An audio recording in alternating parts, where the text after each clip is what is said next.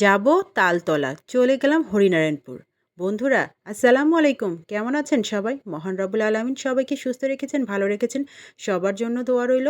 যে যেখান থেকে দেশ ও দেশের বাইরে আমার ভিডিওটা দেখা শুরু করেছেন সবাইকে অন্তরের অন্তঃস্থল থেকে ভালোবাসা জানাচ্ছি। সবাই কেমন আছেন অবশ্যই কমেন্টের ভালোবাসা রেখে যাবেন। তো আজকে আপনাদের সাথে একটা ট্রাভেলিং ভিডিও নিয়ে চলে এলাম। অনেক দিন পরেই বেশ লং ভিডিও আপলোড করছি। খুবই ব্যস্ততার মধ্যে সময় যাচ্ছে, এজন্য আসলে লং ভিডিও দিতে পারছি না। তো অবশ্যই ক্ষমাসুন্দর দৃষ্টিতে দেখবেন। আমি কিছুদিন আগে মায়ের বাড়িতে বেড়াতে গিয়েছিলাম গ্রামে। তো ওখানে একদিনের জন্য বেড়াতে গিয়ে আবার ওখানে যে কয়েকটা ভাইরাল জায়গা আছে সেই জায়গাতেও আমরা বেড়াতে গিয়েছিলাম একদিন বিকেলে সবাই মিলে। মা, ছোট ভাই, আমার বড় ভাই প্লাস ভাইয়ের বউটা, ভাইয়ের বউর বাচ্চাটা প্লাস আমার ছেলেটা সবাই মিলে আমরা খুব খুব খুব এনজয় করেছি। এই যে চলে এসেছি, অলরেডি সন্ধ্যা হয়ে গিয়েছে। এই মুহূর্তে আমরা তালতলায় দেখেন ২ পাশে শুধু তাল গাছ আর তাল গাছ। আমাদের এলাকাতেই পাশে খুব বেশি দূরে না। এই তালতলাটা কিন্তু খুবই সুন্দর একটা জায়গা, মনোরম জায়গা। তো যাবো তালতলাতে, কিন্তু চলে গেলাম হরিনারায়ণপুরে।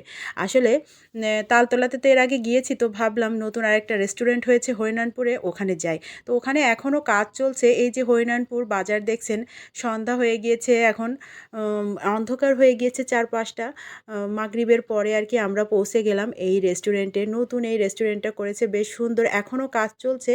তো লাইটিং ভিতরে দেখলাম, মানে পুরোটাই কাঠের আর কি, বাঁশ আর কাঠ দিয়ে তৈরি করা। বেশ নিচে হচ্ছে খাদ মতো আর উপরে মাঠ আর কি, মাঠের উপরে এইভাবে সুন্দর করে করেছে, বেশ ভালোই লাগছিল।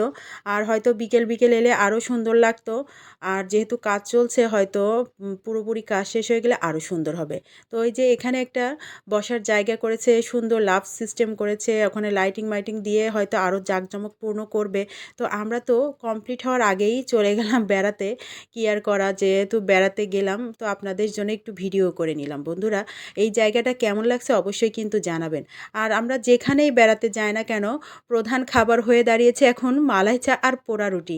তো মালাই চা আর পোড়া রুটিটাই অর্ডার করলাম, কারণ এখানে বাচ্চারা আছে, বাচ্চারা ওই খাবারটা বেশি পছন্দ করে, এই জন্য আমরা এই খাবারটা এখানে অর্ডার করলাম। দেখেন আমরা সবাই মিলে খাবো, এই জন্য এখানে মালাই চা আর পোড়া রুটি চলেও এসেছে। তো এখানে একটু নতুনত্ব দেখলাম কি, এখানে পোড়া রুটির সাথে ওরা তিলটা ব্যবহার করেছে। তো তিলের স্মেলটা খুব ভালো লাগলো, খেতেও ভালো লাগলো, বেশ মোটামুটি ভালো আছে, খারাপ না। তো সব মিলিয়ে ভালোই কাটলো। এখানে আমরা একটু খাওয়া দাওয়া করলাম, চারদিকে যে একটু ছবি টবি তুললাম। ওখানে সুন্দর বসার জায়গা করেছে, তো ওখানে সুন্দর বেশ সবাই মিলে ছবি তুলছে। ওখানে লাইন ধরে ছবি তোলা লাগছে, কি আর বলবো। তো আমরাও কিন্তু একটু ছবি তুলেছি। তারপরে এই যে সবাই মিলে পোড়া রুটি আর চা খাচ্ছি। তো সবাই মিলে খাওয়ার একটা অন্যরকম ফিল, আনন্দ, যেটা কিন্তু একা আরও ভালো খাবার খেলেও পাওয়া যায় না। এই যে মাকে নিয়ে বেরোয়েছি, সবাই মিলে খুব সুন্দর একটা সময় টাইম পাস করছি। আশা করছি আজকের ভিডিওটা বন্ধুদের ভালো লাগছে। গ্রামে গেলেও এখন আর কোনো কিছুর অভাব হয় না। গ্রামেও এখন প্রত্যেকটা গ্রামে গ্রামে এভাবে রেস্টুরেন্ট তৈরি হয়েছে, সুন্দর সুন্দর খাবার সব কিছুই পাওয়া যায়। তো যাই হোক, আমরা এখানে খাওয়া দাওয়া শেষ করলাম। যেহেতু আমরা বের হয়েছি সন্ধ্যার খানিকক্ষণ আগে, তো ভাবলাম যে এখানে বেশি সময় নষ্ট করলে আমরা তালতলা তো আবার পাবো না, ওখানে তো সন্ধ্যার পরে বন্ধ হয়ে যাবে। তো ঠিক তাই, আমরা এই তালতলা আবার হরিনারায়ণপুর থেকে আসতে একটু সময় লাগলো, আধা ঘন্টা। এখানে এসে দেখছি বাহ, এখানে তো প্রায় সব শেষেরই পথে, কোনো লোকজন তো নেই, প্রায় ওরে বন্ধ করার অবস্থা ওদের রেস্টুরেন্টটা। সেই মুহূর্তে আমরা এসেছি। তো আসলাম যখনই, একটু ছবি তো তুলবো, একটু ঘুরবো ফিরবো, একটু দেখলাম, কিছু খাওয়া দাওয়া করলাম। তো এখানে লাইটিংটা অনেকটাই আগের থেকে কমে গিয়েছে, দেখলাম বেশ কিছু জায়গায় লাইটিং নষ্ট হয়ে গিয়েছে। এর আগে যখন এসেছিলাম আরও বেশি লাইটিং ছিল, আরও বেশি সুন্দর ছিল।